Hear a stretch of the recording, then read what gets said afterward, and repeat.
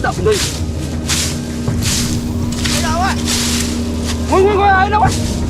Con gì nó bữa động đi.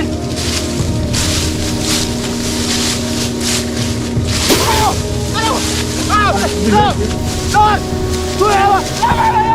Đâu? Đâu? Cái thuốc cái thuốc đấy. Quên tao à? Để nó phát tao đi. Quên tao à? Lão Ông nghe mà. anh Ông không thấy không? Nhìn thấy còn gì không? Đây. Chẳng vậy. Nhưng tôi nhìn không giận. Chưa biết là con gì. Mày nó cắn được cái đồ. Đấy đi, đi đó. Không lấy cái đi đó. Phải nhờ nó phòng lại. Giận đấy.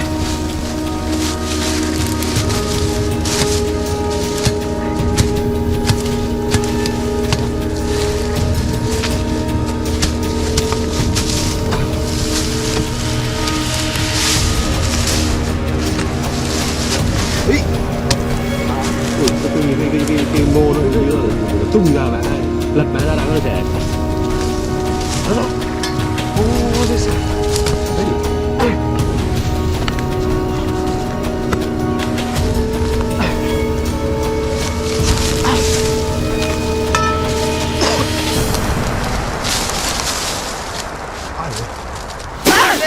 Ui, xếp khổng lồ.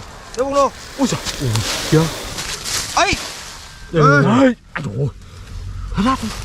Xem nó đâu hết. Trong cái ngô này này. Để nó đi. Loại này cắn chết đấy. Đấy. Nguy hiểm lắm. Ngoài này chả chết nhưng mà nó đỏ. Đâu? Đây. Đây.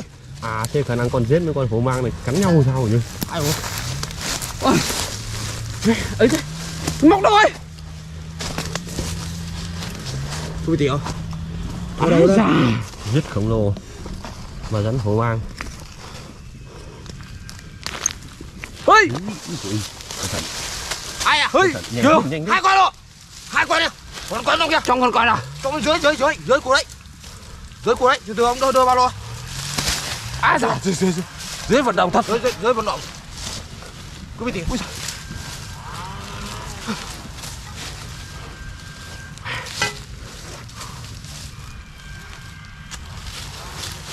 Ai dạ. Nó cẩn thận. Yêu.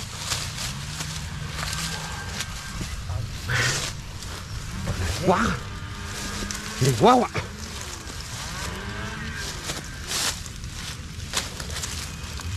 Ồ, đã đưa đớp tệ.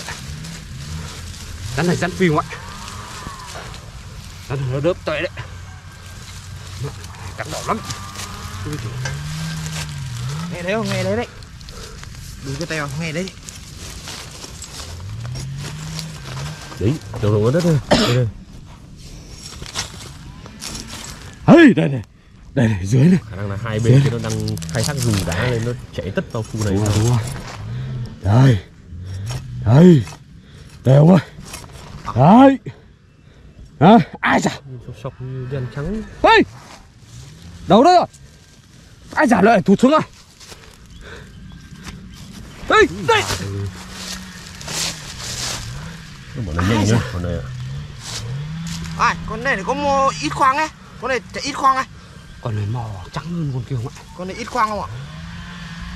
Con này à? Đó.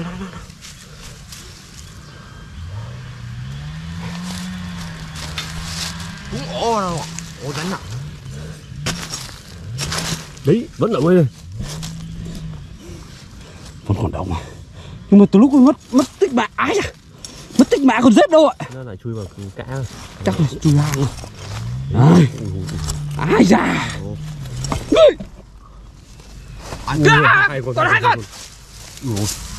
Ui, Kìa. Tút nhanh đây con này.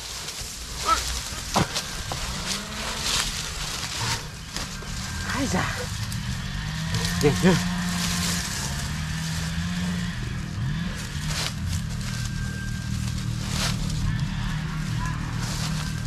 đấy đầu nó ra đây. Ui ui. Ai da. Gọi nó tác hợp ngoại.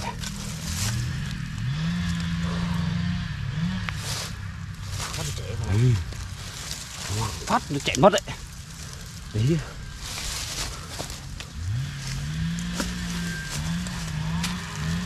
Rồi.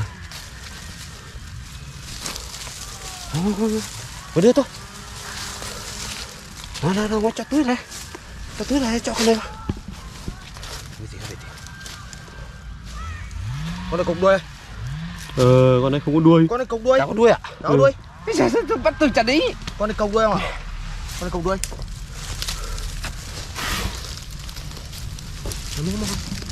Thế là giúp rồi.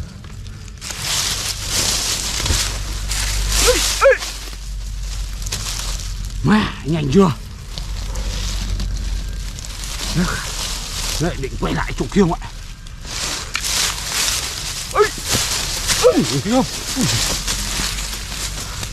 Ai da. Ôi, nó có không?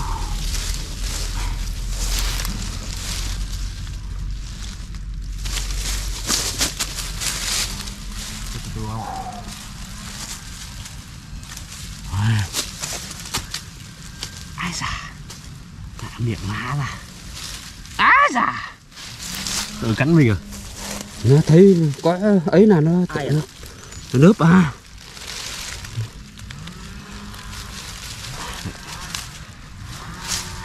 Ai da này. Nó như rắn nai không ạ? Thấy không? Nó cắn nọc rồi phun lên. Cắn phát là lọc nó phun ra đấy à.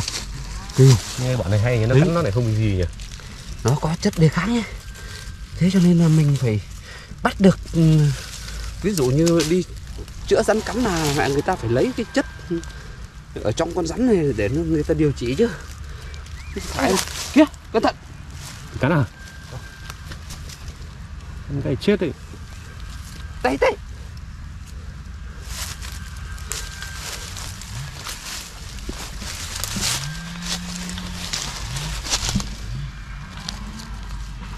Chặn một cái lá thế xoạt cái tưởng nó phịt ngoại. Ố này, ố rắn dạp không ạ? Ố này, rắn mới ấy, ố này. 5 con à? 4 con. Con dép khả năng nó ở trong đây đi. Cái hốc này Dép mất rồi như. Đang trong cái hốc đấy. Đào đây tìm xem thấy con dép không? Dưới này hết à? Đây đào đâu. Đấy cứ đào nhẹ đó. Không nhỡ đào vào đấy.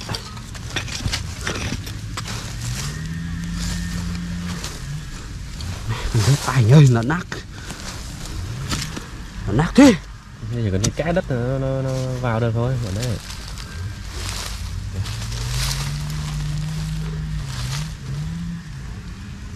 Mất cả đâu. Thôi phải bắt được thả thôi. 4 con đấy ạ. Mắn rắn là được rồi, ngoan nào. Xuống chỗ này bay lại không ạ? Đi vòng thôi. Chả biết điều gọi lắm. Không biết có. Không cầm cái tiếp. Tôi phát tiếp này, phát lốt chỗ này.